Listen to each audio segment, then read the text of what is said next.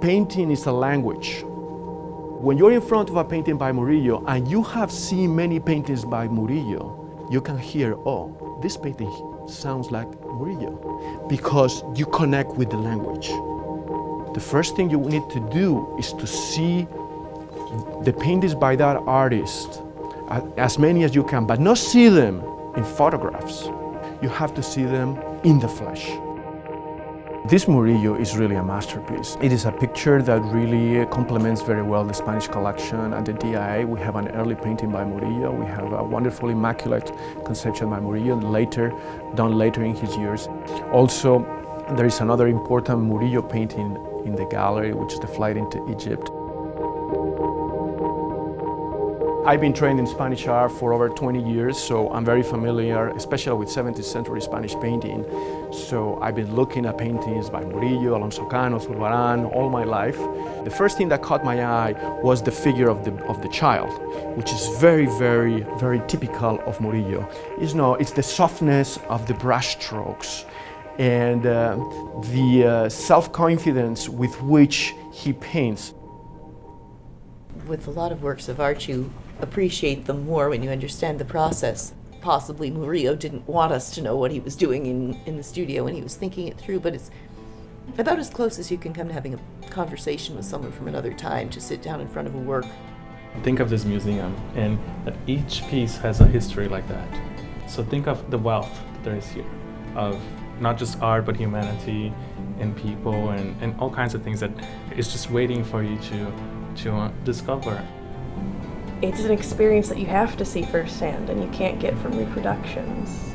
Yeah. While they were talking, I was thinking about the history of the painting and just where it's been and how much it's traveled and how that has affected it. But now I'm going to think about that when I look at other paintings too. You know, it wasn't created in the DIA to stay at the DIA. You know, it has its own history.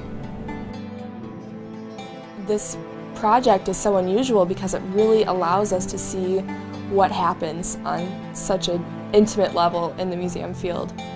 So it's the sort of thing that you actually read in the textbooks, but to actually see them being worked on, and it's such a surreal experience.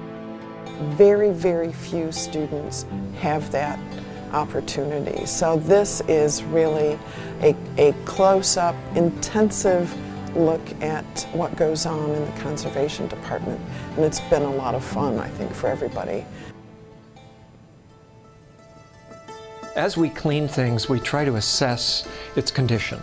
We sort of know what it's like ahead of time, but as the varnish comes off, you can really start to see areas where there's some broken glazes. These are little subtle things that need to be done to help pull the face together.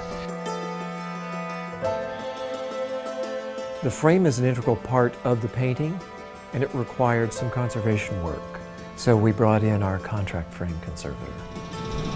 My name is Tom Dickinson. I'm a conservator of picture frames, which is basically the restoration of gilded picture frames. For instance, the Meadowbrook frame is, I would say, it's in the condition that it's in because of probably the climate has not been real consistent, so a lot of the gilding and the surface layers, which are described as gesso and bowl, they're popping off.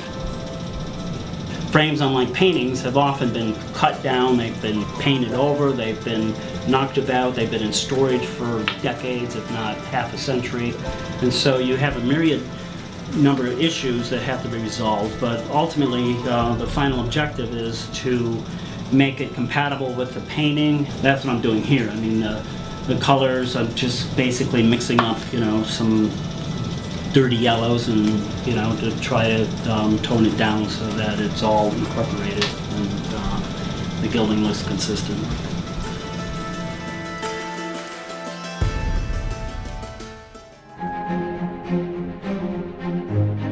I think people are going to be impressed how great this painting looks, especially after the conservation work that our conservator Alfred Ackerman has done for it.